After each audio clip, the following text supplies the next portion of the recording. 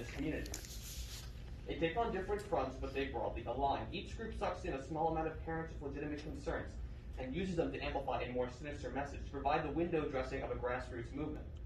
A woman with a genuine concern for her child overheating quickly becomes the tool of extremists who fuel an infodemic. Far-right hate groups like Moms for Liberty or No Left Turn Education aim to politicize our schools and turn them into the next battleground of the culture wars.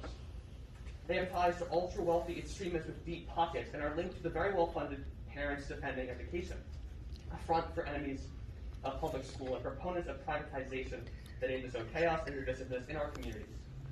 They aim to turn us against each other, to weaken the unity we have for our schools with politics, all to set the stage to dismantle our public education system, to line their pockets while doing it. They're anti-teacher and they're anti-public school.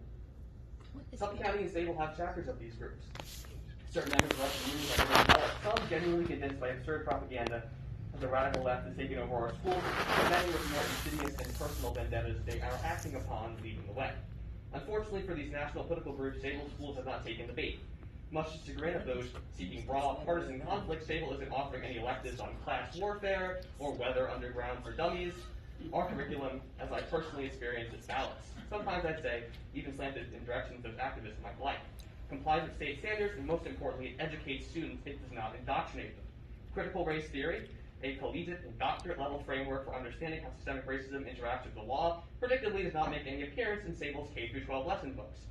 Unless, of course, you adopt the definition radicals want you to, which is that any acknowledgement of any racism ever is the scary, academic-sounding critical race theory. Anyone with a few moments of research can learn otherwise, but I digress.